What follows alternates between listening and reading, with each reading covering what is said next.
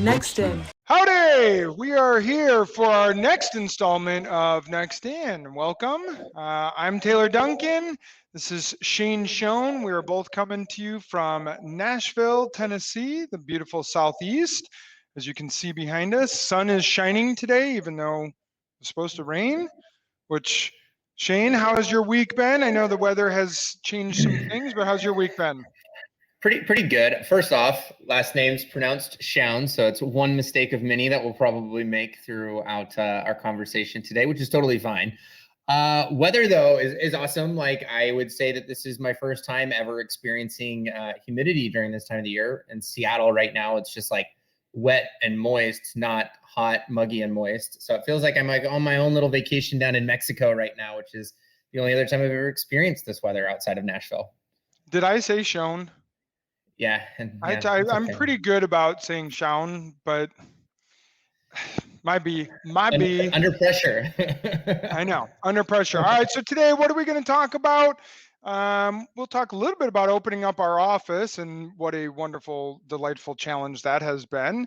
We're going to talk a little bit about Founders Live, which is a group that started out in Seattle, and we are bringing it out here to Nashville. And some of the companies that are going to be pitching, we'll bring those up. We got a really fun topic. I have a good topic. Shane, you're unaware of this, but let's talk politics. Yeah? We're going to talk politics. Fun. I'm not a politics person. I'm a very anti-politics. Well, good. Stop. We'll talk about it in a bit. And then I want to find out, Shane, you like to test out the different watering holes, restaurants, things like that here in Nashville. I'd like to get your favorite 3 spots, and I'll give you mine. And then we'll kind of wrap up with talking a little bit about what we got coming down the pike here with some interviews that we are launching starting next week and the week after. So let's get into it, Shane. I know we have been dealing with some of the headaches of the office. So why don't you tell me and everyone watching how much fun it is to open up our office here post-pandemic, actually bringing people in person? Yeah. So, having the ability, like going from one place where you have like a lot of friends, like in Seattle, I know a lot of people and I have a lot of connections and I have a lot of friends. So like trying to figure out how to, how to find people that know people and how to find office equipment has always been like really, really easy, just because like I know somebody who knows somebody who knows somebody that can get me what I want at the end of the day. And coming into Nashville, we're starting from a clean slate. So I don't have a bazillion and a half connections that I'm able to like actually utilize. And so, I've been trying to do a lot of research on just basic office stuff, like how to get a desk. And, I'm like, maybe we could get desks for like $200 a desk, maybe $300, maybe $500.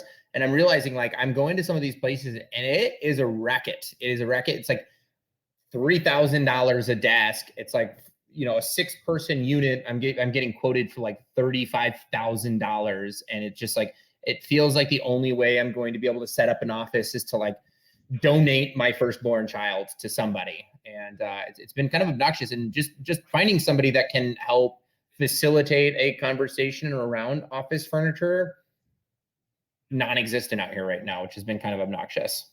Well, it's existent. It's just very expensive. Not to mention finding, we want to have we have a giant wall in there. We wanted to like kind of get some cool graffiti art, very like street art. And what we're finding out is street art has the price tag of art you would see in a New York studio. It's like, wow, really? $14,000 for you to put street art on a wall? So I'm debating my 10-year-old, who is a fantastic artist. Well, actually, now he's 11. He just turned 11. Doing it, and we could pay him in room and board at my house. But I don't know if it would be what we're looking for. Maybe not. Some movie tickets, maybe some Chuck E. Cheese coins. I'm down. I'm honestly down for all of the above. I just got off the phone with somebody not too long ago, where we got quoted. It was like $22,000 for a 17-foot by 10-foot piece of graffiti. And I was just ooh, anyone who's out there, comment below if you can throw in the comments. We have an employee wellness room. So our office is like a really large, like bullpen area that everyone can be in and be on the phones or talking or whatever they're doing. Then we have essentially 3 offices in a conference space. We have like our kitchen area. We have then an IT closet, and then we have a really large room that's a little bit odd shaped. And we wanted to make sure we had an employee wellness room, somewhere where an employee could go get well. I don't want to say anything more than that, because if I call it something else, people will say, yes, that's what you do with that. So what would you want in an employee wellness room? You can put anything. What would you want? People have talked about Google has slides in their office or whatever. Curious what Some nap people out there. pods. Get some nap pods. I'm not getting a nap pod.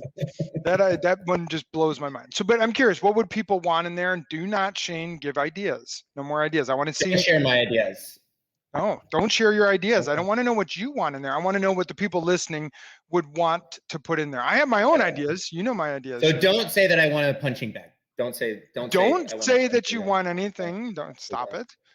Don't say I want video games in there. Yeah, don't say it. I won't say it. I'm not saying it. I'm not saying it. But don't say punching bag and video games. I need a new co-host. Can I get a different co-host? All right, so let's move on. So part of this, actually, kind of to transition, we this week Shane and I just went to Spaces, which is a co-working space, which you don't have to go through this headache of finding office furniture, building out the office, the rent, everything else. It's a much easier. WeWork is the one a lot of people think of. Spaces, but it's cooler than WeWork, so I'm going to put that out there.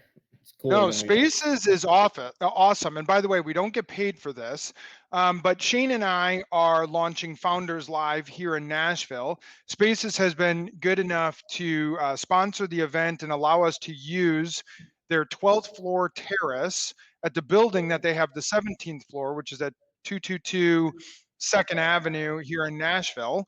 And we'll talk about Founders Live in a second, but Spaces is this pretty cool idea of where you can rent space, but you can do it on a monthly basis, as much as you need, as little as you need. You can grow with your company, etc. But so we're launching this Founders Live. We're going to be hosting it at the Spaces in Nashville. What Founders Live, Shane, why don't you tell everyone what Founders Live is a little bit, and then I'll talk about the people that are going to be pitching at it. Yeah, so the way that I look at it is we're trying to help foster the startup community in Nashville. There's a giant influx of people that are excited to come to Nashville, and there's a lot of people that have like these really, really awesome ideas, and they're getting things kickstarted, but they don't know how, like, they've started. Like, don't get me wrong, like Founders Live, everybody that's there, they have not just an idea or a concept, they've actually turned that idea into something. They have a website, they have products, they have some sales, even if it's not a lot. They've got some sort of product, they've got some sort of service, whether it's software, technology, gaming, a food product, a soft drink product. Here there's so many like really cool like music-based software tools that are starting to come out, especially during the pandemic where everything shut down. We've got so many cool music-based startups that are doing all of these like cool content things and release things and online live things, getting people connected to virtual gaming. And it's like, there's so many cool things that are happening out here. But this is really an opportunity to foster the community here in Nashville and the community of entrepreneurs, or even entrepreneurs that are really envious and want to live vicariously through other entrepreneurs that are ready to pitch their idea and to build a community around getting to know other entrepreneurs going through the same struggle, being able to compete. We're going to have fun things like having top executives, VP, CTO, CEOs at these events that might want to, build relationships with some of these founding members that are looking for somebody to coach them or somebody to do one-on-ones with them, or, maybe they're lucky enough to convince them to be a part of their advisory board if that's something that they're ultimately looking for. But we're really looking at fostering the community of getting some of these people that have this something that's been launched, not quite an A-series company where they've received their $5 to $20 million in funding, but maybe they've got some seed money, family and friend money, et cetera. And they're really looking at building their foundations. I know that, we just invited the Nashville Software School. We've invited a lot of their graduates to come to get connected with some of these founders so they can start, pitching themselves to be able to help contribute to some of these projects. And man, I feel like I could keep talking about this nonstop. And you've kind of but you've kind of missed what I wanted you to say, which is the exact event. So essentially, what Founders Live is builds this, as you call it, the ecosystem or whatever of startups here in Nashville. And it's a event based. So once every 2 to 3 months, we're the city leaders, will host these events at these cool venues throughout Nashville. Spaces, 12th floor terrace is what we're doing right now.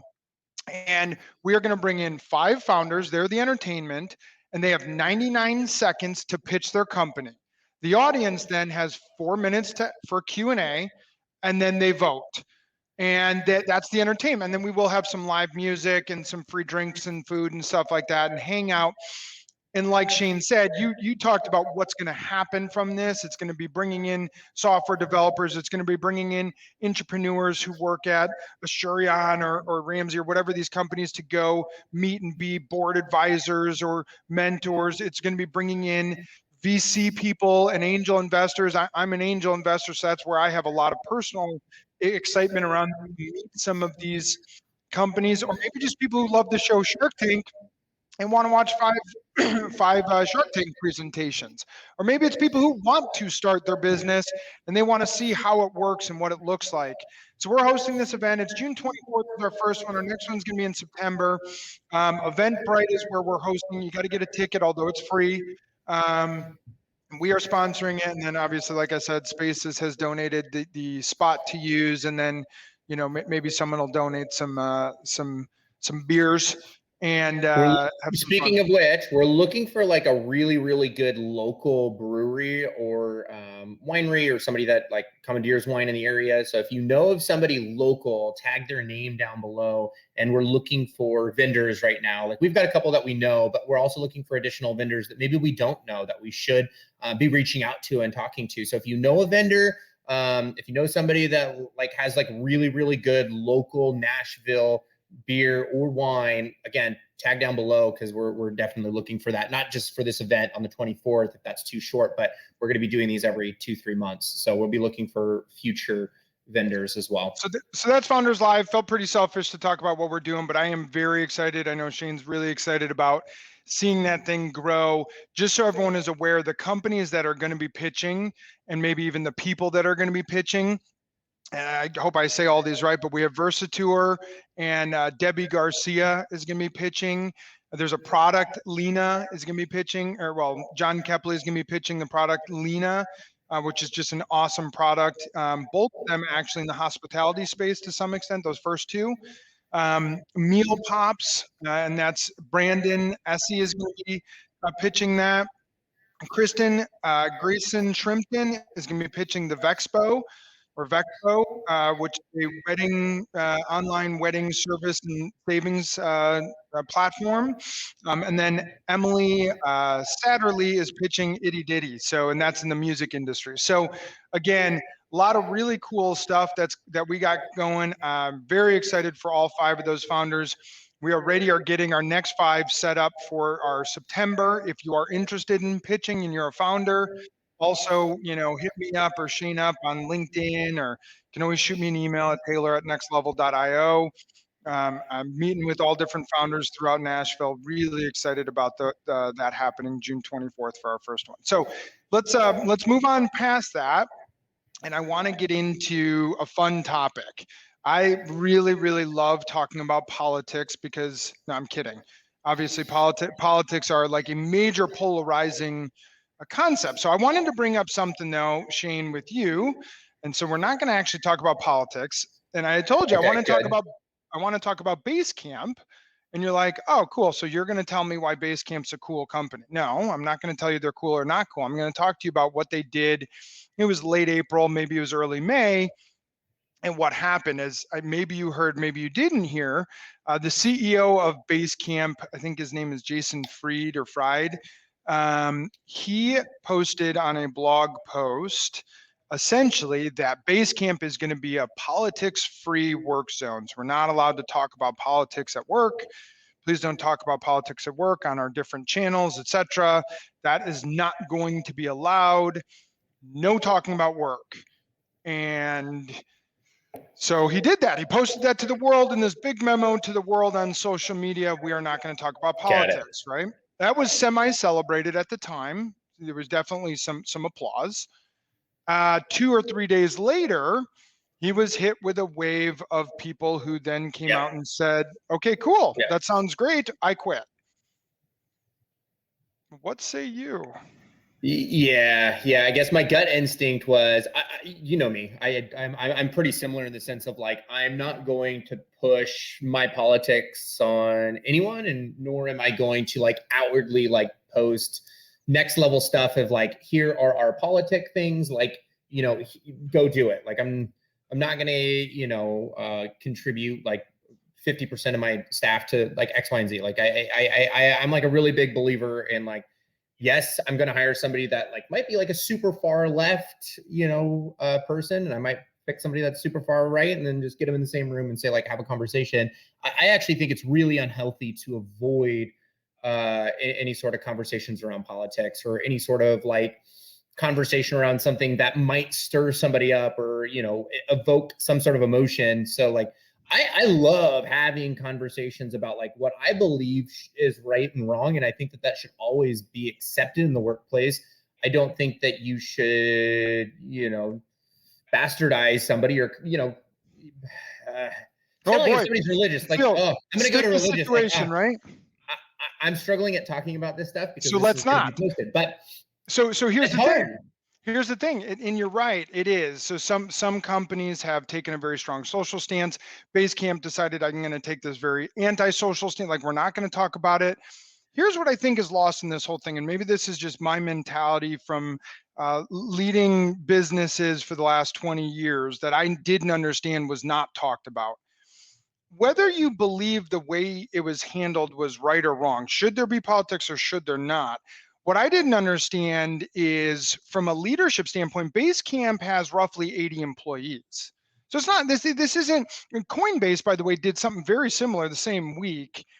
But what I didn't understand was Basecamp's way of communicating to their employees was a public memo. And I thought, you want to know why people quit? Because you sent a public memo to the world as to how you're going to handle things to the 80 people that you should be communicating like their family and extended family. This idea that like as a leader, here's how I'm going to talk to my employees about what we're going to do, and I don't even like using the word employee, that I'm going to talk to all the people I work with, my coworkers, is I'm going to tell the entire world how we have to act, and they're just supposed to deal with it.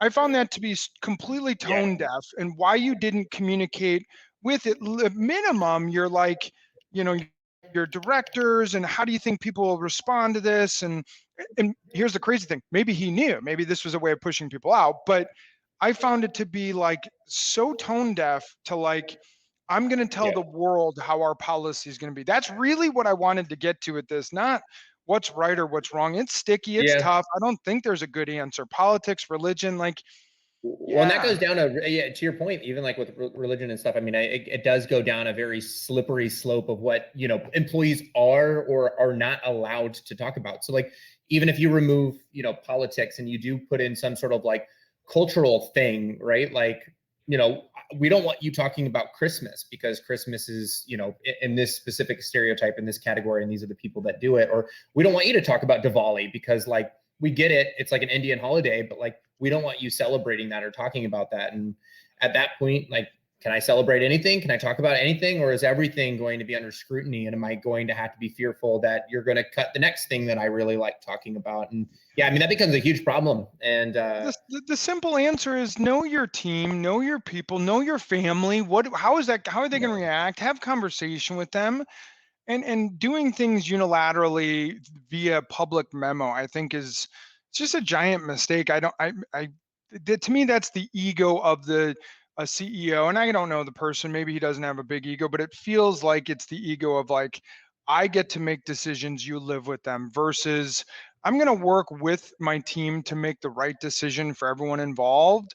Or if this is what I feel is the right decision, I should probably at least communicate with them directly before I just post something on whatever channel is it public. sounds like there was a reason why we came to America in the first place, to have our own opinions and conversations, and kind of goes against that. I'll leave it at that, I guess. Yeah. Ugh, So a lot of thankfully. interesting articles, and Oh again, yeah. my approach, I always think through the mind of the leader and the people and the team and the, when I see stuff like this, I cringe less about the decision, more about the decision on how to communicate it. I thought was a giant mistake. All right, last little bit here before we head out. I wanted to do something a little bit fun here. Shane and I are both new to Nashville. There's a lot of new people to Nashville. There's a lot of new tech people to Nashville. We actually just met with Brian Moyer, who's the head of the Tech Council, which is like the Chamber of Commerce focused in tech here in Nashville. And he was talking about how in the last, I think it was 2 years, there's been a 36% increase in tech workers here in Nashville. So a lot of them are new. Like me, is like, where do you go? What do you want to do? So Shane, what now that you've been here for almost a year, and I'll give you mine, I've been here for like 7 months. What could you not live without? What is like the Nashville thing you got to go do while they're here? We're gonna go through three of them. I got my three because this is my topic, so I knew about it. So do you want me to start? Do you want to start? I can start. I can start. I mean, I don't have children, so let's first put that out there. Like, I am a non-child household. I have a dog, Riku. So if you see my photo on LinkedIn, I've got my little Shiba Inu. That's like my little child. But other than that, I'm really big into live music, and that's something that I really really like. And there's kind of your touristy zone of like Broadway, where you've got a lot of people that are playing a lot of covers. But I don't necessarily know if I feel like it's like the authentic Nashville. It's definitely the tourist Nashville, and it's it's awesome. And you have to go to Broadway. Like, whether we agree with whether or not we're going to go to Broadway right now, not the point. But Broadway is amazing. It's beautiful. It's crowded. It's there's a lot of drinking. There's a lot of noise. There's a lot of fun. It's rowdy, and it's back to normal today. So it's a lot of fun. I went up to a couple of the rooftops. All right. So 2 what's your weekends ago. place? Awesome. Yeah, I'd say like I've got two major places that I really like, and it depends on what I want to Pick do. one. So Pick one. You're going with one, or you got to come up I with three can't places. So pick one. I can't do one. I have to do one from my live music options, and one of them Okay, so they're give me both on one. Thursdays. It's Give a me Thursday, one. Give me one. Your live music. Then I'll give you one, and you can go to the second one. but they're both live music. Okay, fine. One is Winners on Thursdays is so much fun. It's like Battle of the Bands. You got it. It starts at 8, but you got to get there at 6. And if you don't get there before that, you're not going to be able to watch the show. But it's so much fun. It's a bunch of like local bands playing like live music that is authentic to them, and it's not a lot of covers, and it's they've got really good food, really good drinks, but it's so much fun. Yeah, I would say number All one right. for me is Thursdays. Winners, Battle of the Bands, so much fun. All right. So for me, and I do have 5 kids. So Shane goes north into the city. I go south out of the city for most things. But so going out of the city, there's a place called the Factory. It's on Franklin Road. It's kind of like they took an old factory, turned it into like a small mall, if you will. In there are 2 restaurants, one restaurant, one bakery, and you got to do both. So I'm going to couple these together inside the the Got it. the You can factory, choose two. You could choose but two. you Got it. can't. Okay. Okay. But they're under the housing of the factory. So Mojo's Tacos is awesome. It is fantastic, inventive, very hipster place. And right next to it is Five Daughters Bakeries, which the 100-layer donut is the greatest baked good I've ever had. So you go and you got to do the Dark sea salt chocolate is the best. Dark King sea salt Kong. chocolate. King Kong. It's not close. King Kong. Bacon on a donut will blow your mind, even though it sounds not good. Just saying. Just saying. All right, 100-layer Shane, donuts. what is your next thing that you need to try while you're new to the area? Um. Yeah. I'm gonna. This is politics. This is religions. This is called barbecue, and I'm saying Martin's. And I got in this conversation with the CEO over at Trega, and he's like, "No, it is not allowed to be your number one barbecue," and it is. Their brisket is on point, and it is savage, and it is good, and this beautiful body will eventually be 99% barbecue, brisket, Martin's. I agree. It's so Martin, good. Martin's is the best barbecue I've tried here so far. All right, so I'm going to give you one that you and I tried yesterday with Brian Moyer. So shout out to Brian Moyer. It was awesome. He took us to, and there are a few of there's locations all around the city now. It's called First Watch. We went to the one on Old Hickory in Brentwood, and it was awesome. It does breakfast, brunch, lunch is how they advertise. So breakfast and lunch. And you got a sandwich. I had a quinoa bowl. I used to call it quinoa bowl. It was fantastic. Really inventive menu. That was really good. So definitely try it if you're looking for just a good breakfast place. First Watch. It was good, and it was very economical. So I will be bringing my family back to First Watch. All right, Shane, number 3. Well, I wanted to say When Pigs Fly was like one of my favorite places to go, especially if you're somebody that is still really cautious with like COVID and you're like still trying to get back into the world and you still want space and you don't want to be overly crowded. Thursdays, they have this writers' night where local writers, they're not musicians, by the way. So don't mistake this for you're going and you're going to go listen to somebody that's going to blow your mind. No, this is a place where you got local writers that are trying to play their songs maybe for the first time. And so some of it is like really good karaoke to original songs. And some of them are freaking fantastic. And some of them are so bad that it's awesome to just like participate in their failure. But it is so much fun. And it's BYOB. So they don't provide any drinks. You pay $5 to get in. It's this outdoor patio where they bring in local artists that play for you. And it's kind of like this junkyard setup where there's like chairs everywhere and you could bring people, you bring BYOB. So you could go down to the gas station down the street, grab a 6-pack, a 12-pack, and, a handle, if you will. But it's fun. They've got like a food truck on the side. It's pretty good food. But my favorite part is it's like local writers that are just like, they've got a dream and they want to go somewhere and they get a spot to play their original songs and be found. And it's pretty cool. There's a lot of places that are like that, like, a more professional setting of like, these songs are going to be awesome is the listening room. So I'm doing my twofer right now because I'm talking about local writers. The listening room by none was one of the coolest experiences that I've had. So I would say When Pigs Fly is more of like, you live here and let's like give you a nugget to find that you probably have never heard of, even if you've lived here for 10 years. When Pigs Fly is that 10-year nugget. The listening room is like, if you're in Nashville, go check it out. It's awesome. You'll hear songs that are in every other movie that you watch. We were supposed. I don't like rules. I don't like lists. I don't like no. We were supposed to do 3, and my last one, I actually just got I have 2 for this one too. So it is 4. I like Nashville too much. I'll give 12 items out to people that want to listen. So all right. So I have the one that I wrote down, and then I have a second one. So the one I wrote down, actually, I'm going to go through my second one first. It is also for those of you who want to like just go, but it's the opposite of what Shane's talking about. You want to go relax, enjoy beautiful scenery, grab a bottle of wine, go to Arrington Vineyard. It's just awesome, really beautiful. If you get a nice day here, which is all of the fall, all of the spring, even sometimes in summer, you go out there. The winter is awesome.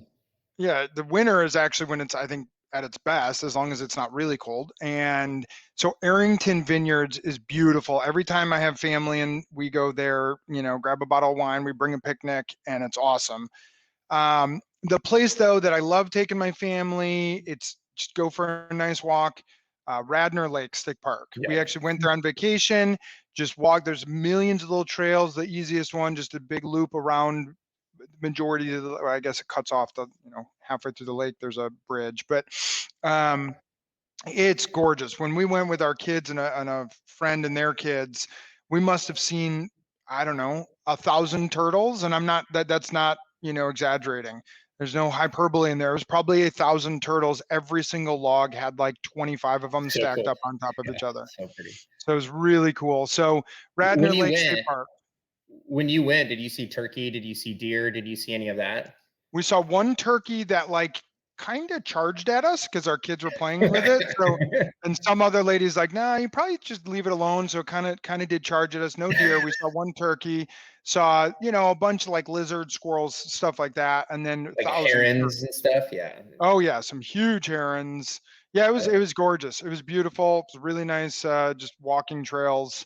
Really fun. It was a gorgeous day. So if you go kind of morning-ish, you'll see like 1,000 turtles. So those are our Nashville recommendations. And yes, we have like 100 more, but those are some of the things. Those are kind of the local spots, not the tourist spots, like you said, Broadway, or go to Bridgestone Yeah. Arena, or even Ryman Auditorium and stuff like that. Yeah, that's the tourist stuff. It's cool.